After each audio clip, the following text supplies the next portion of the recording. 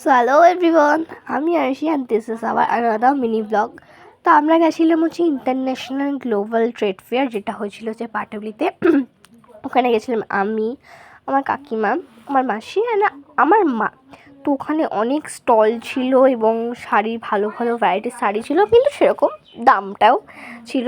তো আমরা কিছুই কিনিনি, বলতে গেলে আমরা কিছু খাইও নি, কিনিনি, আর শুধু দেখেছি, দাম শুনেছি, চলে এসেছি। আর একটা শাড়ি এখান থেকে পছন্দ হয়েছিল, বাট শাড়িটা অনেকটা দাম, অনেকটা প্রাইস পড়েছিল বলে আর নেওয়া হয়নি। তারপর এখানে ছিল যে কুর্তি সেট, তারপর ড্রাই ফ্রুটসের দোকান, তারপর ক্রকার সেট, মানে যেগুলো হচ্ছে, মানে বলতে গেলে অনেকগুলো ড্রাই ফ্রুটসের দোকান ছিল, একটা দুটো।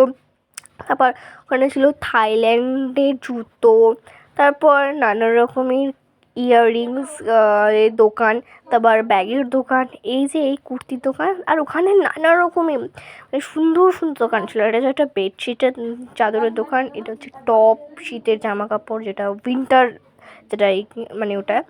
আর তাছাড়া এমনি ঘরের কার্টেন ফার্টেন ছিল। আর এই যে মূর্তি যে শপটা ছিল, আর যা সুন্দর সুন্দর ওখানে মূর্তি ছিল, আমার যা সুন্দর লেগেছে কি বলবো। আর এই যে ইয়াররিংসের দোকান, এখানেও ভালো ভালো ইয়াররিংস ছিল। আর তার পাশে ছিল একটা জুতোর দোকান, জুতোগুলো তো আমার অল টাইম, মানে ওটা খুব সুন্দর লেগেছে। আর এই যে এই একটা দোকান, যেটা আমার মানে একদম খুব ভালো লেগেছে। মানে ওখানে সব কটা দোকানই খুব ভালো ভালো, মানে প্রাইস একটু বেশি হলো, কিন্তু ভালো ভালো জিনিসপত্র ছিল। আর এটা হচ্ছে ব্যাগের দোকান। আর তার পাশে হচ্ছিল একটা ক্রকারের দোকান। আর যেহেতু আমরা জুতোর দোকানের সামনে দাঁড়িয়েছিলাম, কিছুই কিনিনি, আমরা শুধু দেখেছি, দাম শুনেছি, আর চলে এসেছি। সো তারপরে আমরা এই যে ক্রকারের দোকান ঢুকেছিলাম, ওখানে অনেক সুন্দর সুন্দর কিউট কিউট কাপ রাখা ছিল। তারপর তোমার এই যে কফি মাগগুলো রাখা ছিল।